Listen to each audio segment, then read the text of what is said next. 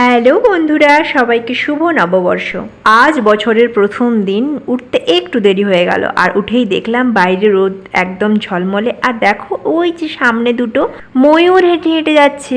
ময়ূরই হবে, ময়ূরের তো বড় পেখম থাকে। হাজব্যান্ড থাকাকালীন চটপট স্নান কাজগুলো সেরে সকালে, তারপর এই যে আমি দাঁড়িয়ে দাঁড়িয়ে উপরে কাজ করছি আর ম্যাডাম নিচে জিনিসপত্র ছড়াচ্ছেন। বড় সকালে ঘুম থেকে উঠে বললো কি আজকে পয়লা বৈশাখ, এঁচোড় পনির এসব এনে দিয়ে যাব, কারণ আজকে ছিল মঙ্গলবার, আমরা প্রত্যেক মঙ্গলবার নিরামিষ খাই। তোমার তো আর ছুটি নেই, হেল্প করতে পারবো না, ডিউটিতে যেতেই হবে। আমি বাচ্চা নিয়ে ডাল আলু সেদ্ধ ভাতই করবো, আর বেশি কিছু হিজিবিজি করতেই পারবো না। কিন্তু যতই হোক বাঙালি পয়লা বৈশাখ, তাই মনটা না কেমন খুঁতখুত করছিল। কিন্তু একটু কিছু করে সাজিয়ে গুছিয়ে খেতে দেওয়া যেতেই তো পারে। তাই মেয়েটা খেলতে খেলতেই কাটাকুটি সবজি, ডাল সেদ্ধ, চাল ভেজানো সব করে নিয়েছিলাম। তারপর ঘুমিয়ে যেতেই চটপট রান্না করে ফেলেছি। করেছিলাম বড়ি ভাজা, উচ্ছে ভাজা, আর ডাল মেখে, যেহেতু নিরামিষ, ডাল মেখে ঝুরি আলু ভাজা দিয়ে একটু লেবু চিপে খেতে তো আমার সেই লাগে, তাই ঝুরি আলু ভাজাও একটু বানিয়েছিলাম, আর ভাজা মুগের ডাল বানিয়েছিলাম আজকে। আর 5 মেশালি সবজি দিয়ে নিরামিষ একটা ঘ্যাঁটও বানিয়েছিলাম, বেশ ভালো হয়েছিল খেতে। আসলে বাড়িতে যে সবজিগুলো ছিল সেইগুলো দিয়েই বানিয়েছি। তখন তো রেগে কিছু আনতে না বলে দিয়েছিলাম, চলে যেতে বলছিলাম, পরে ভাবছিলাম কিছু